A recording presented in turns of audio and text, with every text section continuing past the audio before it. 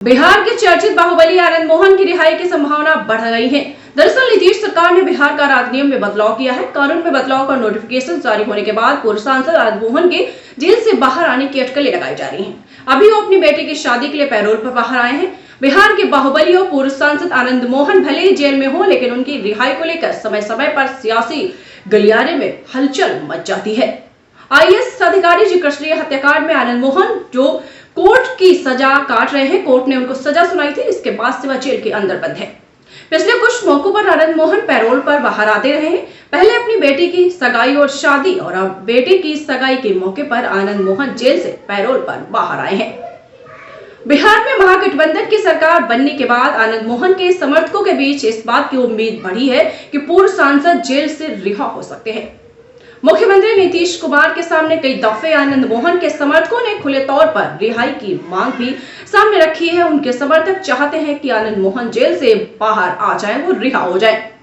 आनंद मोहन की रिहाई को लेकर नीतीश उनके समर्थकों को दिलासा भी देते रहे हैं, लेकिन अब राज्य सरकार ने कारा नियमों में जो नया बदलाव किया है, उसके बाद आनंद मोहन की रिहाई को लेकर नए सिरे से चर्चा तेज हो गई है, सियासी हलचल मच गई है।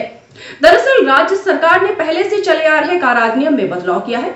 बिहार कारा हस्तक 2012 के नियम 481 का में संशोधन किया गया है। इस संशोधन के जरिए इस वाक्यांश को हटा दिया गया है, जिसमें सरकारी सेवक की हत्या को शामिल किया गया था। अधिनियम में संशोधन के बाद अब ड्यूटी पर तैनात सरकारी सेवक की हत्या अपवाद की श्रेणी में नहीं आएगी, बल्कि इसे भी एक साधारण हत्या माना जाएगा, जो आम लोगों की हत्या होती है। अधिनियम में संशोधन के बाद अब सियासी गलियारे में आनंद मोहन की रिहाई की अटकलें भी तेज हो गई हैं।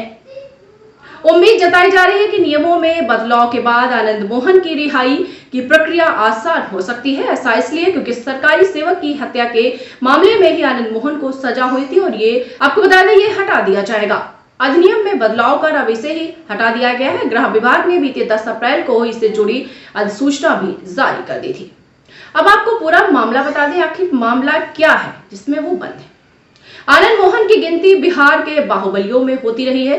पूर्व सांसद आनंद मोहन गोपालगंज के तत्कालीन DM जी कृष्णैया की हत्या के मामले में सजा काट रहे हैं। आनंद मोहन इस मामले में 14 साल की सजा काट चुके हैं, लेकिन पहले से तय नियमों के कारण उनकी रिहाई नहीं हो पा रही है। सरकार ने अब जो संशोधन किए हैं, उसके बाद उस श्रेणी को खत्म कर दिया गया है, जिसकी वजह से आनंद मोहन की रिहाई नहीं हो पा रही थी। इस नए बदलाव के पहले भी राज्य सरकार ने बिहार की रिमिशन यानी परिहार नीति के 2 बड़े बदलाव किए गए हैं।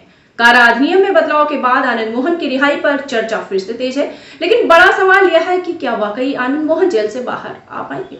इस खबर के बारे में आपकी क्या राय है, कमेंट बॉक्स में कमेंट जरूर करें। अगर अभी तक आपने हमारे चैनल को सब्सक्राइब नहीं किया तो सब्सक्राइब करें, फेसबुक पेज को लाइक करें। धन्यवाद।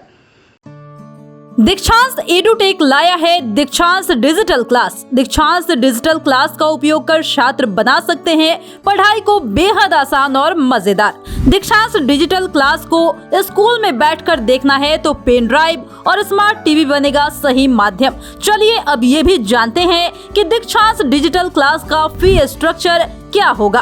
नर्सरी से लेकर UKG के लिए 7,000, नर्सरी से लेकर दूसरी कक्षा के लिए 12,000, नर्सरी से लेकर 5वीं तक के लिए 18,000, नर्सरी से लेकर 8वीं तक के लिए 24,000, नर्सरी से लेकर 10वीं तक के लिए 30,000।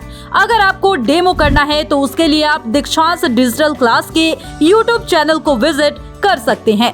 हमारे YouTube चैनल को सब्सक्राइब और Facebook पेज को लाइक करना ना भूलें। धन्यवाद।